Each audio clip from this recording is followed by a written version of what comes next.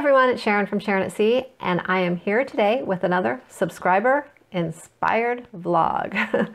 And this one is from Teresa Ham. And Teresa says, I was wondering what you would recommend for seasickness if you could do a video. First time cruising. Okay, so let's see if we can help Teresa out. She's a first time cruiser and she's wondering about what to do about seasickness. So let's see if we can kind of talk a little bit about seasickness and kind of give everyone some options out there and tell them what to expect when they are cruising. So first off, well, what is seasickness? Okay, it's the same basically as motion sickness. Okay, so it's a common disturbance in the inner ear. And this is an area of the body that affects your sense of balance and equilibrium. Motion sickness can happen when your brain receives conflicting messages about motion and your body's position in space. All right, so there you go. That is what seasickness is. So now, what are some of the symptoms of seasickness? Because most people just think, oh, you get nauseated, you throw up, but it's not just that. Okay, symptoms of seasickness, you can be dizzy, you can get some like sweating, like cold sweats, nausea, vomiting. The symptoms can come on just all of a sudden. They can just come on, or they can kind of gradually come on as well. You can maybe just like not feel so well, kind of feel like tired, kind of sluggish, get cold sweats, dizzy, and then, you may start vomiting. So, there's different ways of how seasickness can kind of feel for different people and kind of come on as well. So, there you go. So, it is more common in women for some reason. And if you are a person that suffers from migraine headaches, you are more prone, they say, to getting seasick. So there you go. So now we are going to jump in to a few proactive things to maybe do before you have to actually take any kind of medicine or anything like that. So let's kind of talk about some things you can do to just maybe help prevent seasickness from happening to begin with. Okay, so some of these things you can do to kind of just prevent maybe it from happening or lessen your chances, maybe make it a little easier on yourself.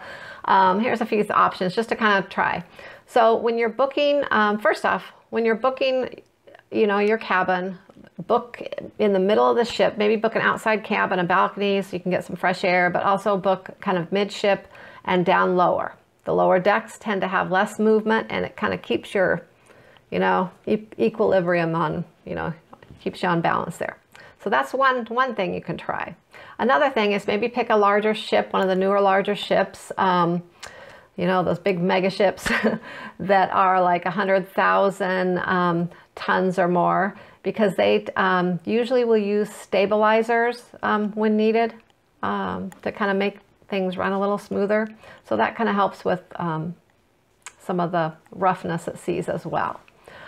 Another thing is pick an itinerary that has more port days versus sea days. It's always better to be off in port than if you tend to get seasick, you're going to want to have less sea days because, if you're at sea, you're going to feel sick more often. So try to pick something that has a few more port days. And also avoid itineraries with that tend to have rough seas, like Alaska, Mexican Riviera, the North Atlantic crossings, and the Caribbean during hurricane season. So, I'm not saying all those are really rough all the time, but they are known at times to have a little bit rougher seas. For instance, Alaska it only sails in the summer, and there's really not a better month from one to the other. They all tend to have, some days that things are a little rocky. Usually it's the first couple of days there that get a little rocky heading towards Alaska, and then it's pretty smooth sailing once you're down there. Another one is the Mexican Riviera. The first day, kind of going out down to Mexico, and the last day kind of coming back tend to get a little rough. So there you go. And now there's a few things to help prevent it from happening altogether. But if those don't work, I'm going to go over a few options that you can try when you're on the ship. Okay, once you're on the ship, a few things that you can use if you are experiencing seasickness or you tend to get seasick. First up, I'm going to talk about one that you actually have to go to the doctor to get, and it is the transderm scope. It is this scopolamine patch that you will see people wear kind of behind their ear. You may have seen people cruising with the patch behind their ear. And those you need to apply about 8 hours prior to setting sail, and they will last about 3 days before you have to change them out. They're fairly commonly used. You just do have to go to the doctor to get a prescription for those prior to your cruise. Some people, you know, it's just like they always use those, you know, and whether I think some people use them just to prevent seasickness if they normally have a lot of motion sickness. Anyways, they can cause, if you have a few side effects, they can cause some dizziness, some drowsiness, dry mouth, blurred vision, you know, and those don't always happen, but you know, those are just some side effects, and I'm sure the doctor would warn you about those as well. I'm not advising anyone for anything here. I'm just letting you know of some of the things that are out there, options that people use. So a few other things people may use that are over the counter are Dramamine, Meclizine. Some people use Benadryl. So those are some other options you can take with you on the cruise. And if you start to feel a little queasy, you know, take one of those. I would highly advise you not to drink alcohol with any of these products. They can exaggerate, you know, any kind of side effects, you know, and it can make you even more drowsy. So you need to keep that in mind as well when you're using any of these products.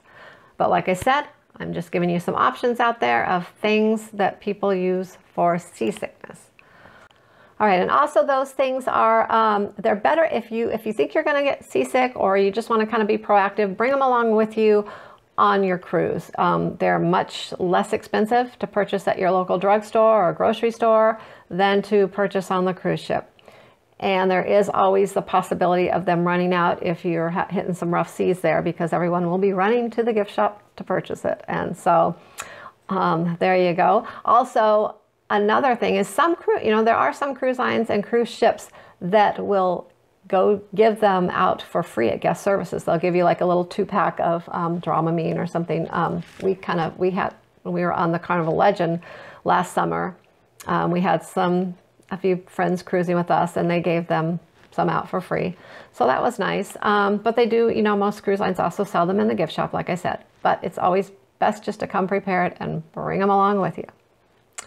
All right, so now I am going to talk about a few things that are, well, you might say they're over the counter too. They're not really any kind of medication, just other things that can help you with your seasickness. Okay, I'm going to show you one of my favorite things to use. I've been seasick a couple times before on a cruise. Doesn't happen very often, but I have a couple times. So this is one thing that I like to use when I'm feeling a little seasick, is the sea bands. I purchased these. Let me show you how they work. And these sea bands is what they do is it's kind of an acupressure thing. They, the little Naquan pressure point right here. There's this little plastic little ball in here. I don't know if you can see it. And that puts pressure right in that area, and that relieves nausea. So is how you put them on is you take your thumb here and you count basically two thumbs up, so 2 fingers up here, and then you should hit that point right here. So let me show you how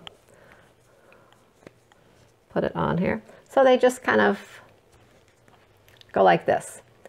And this is right in that pressure point, right in there, and it hits that.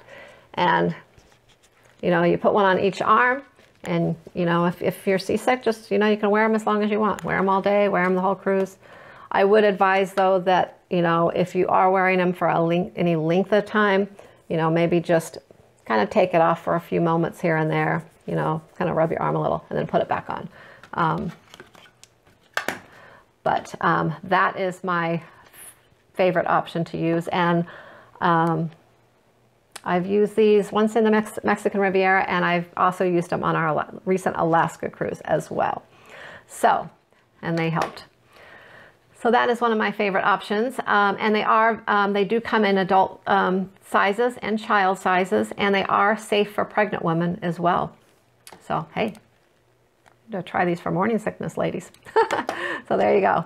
Another option is ginger. People speak highly about ginger. They say that it really helps with motion sickness. It can come in a powder form, a pill form, a candy form, in a tea. So anyways, there's all different forms of ginger, and you know, a lot of people rave that that really helps with the nausea as well.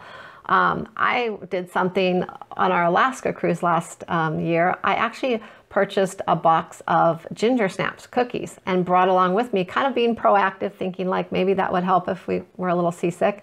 And it was funny because everyone was coming to me for the ginger cookies, and it seemed to be helping because I ate a couple myself, and I think it did help. So, you know, ginger snap cookies, it doesn't hurt. Bring a small box along with them if you think you're going to be seasick, and kind of nibble on those and see if it helps. Let's see, what else? Oh, green apples. Green apples. If you notice, if the seas are really rocky on a lot of ships, and especially like Alaska cruises and things, you'll notice that there's a lot of green apples sometimes sitting out in the buffet area for people to grab and things, because it's a very common thing that people will eat green apples. And I've never had a green apple, eaten a green apple when I've been seasick, but everyone says it seems to help. And I mean, you know, the apples are like just going out of the buffet like crazy when the seas are rocky, so they must help. Anyways, I would advise you to, if the seas are a little rocky, grab a few green apples and put them in your cabin fairly quickly, because they do tend to kind of get scarce in the buffet area during a cruise that's rocky. So, you know, grab your green apples and stick them in your cabin and you'll be good. So there you go. Those are a few of the main things that people use for seasickness. A new thing that's kind of, I've noticed on our last cruise, we saw some people using, and a lot of people are kind of into the essential oils. And they make a, I think someone told me it's like a peppermint type one. Anyways, I don't know if it's peppermint and eucalyptus, or but you can kind of research that. But they were putting the essential oils kind of behind their ears and things as well, and they were saying that it was really helping them. So if you're someone that's kind of into a lot of natural things and the essential oils, you know, you might want to do some research and check that out as well. So there you go. I hope this was helpful. I hope this was helpful to you, Teresa. So grab your sea bands before you cruise, you know, maybe grab some Dramamine or something like that at the grocery store. Take with you just in case, and, you know, hope for the best. Watch where you book your cabin, you know, some things like that. Another thing is, if you are feeling a little sick, getting out into the fresh air is always good, and kind of just looking off into the horizon, a center, kind of a focal point, that kind of just helps relieve some of that seasickness feeling. So there you go. Like I said, always do your research. Research, research, research. Until next time, happy cruising.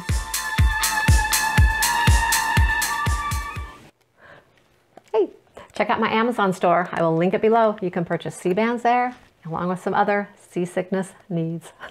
Check it out.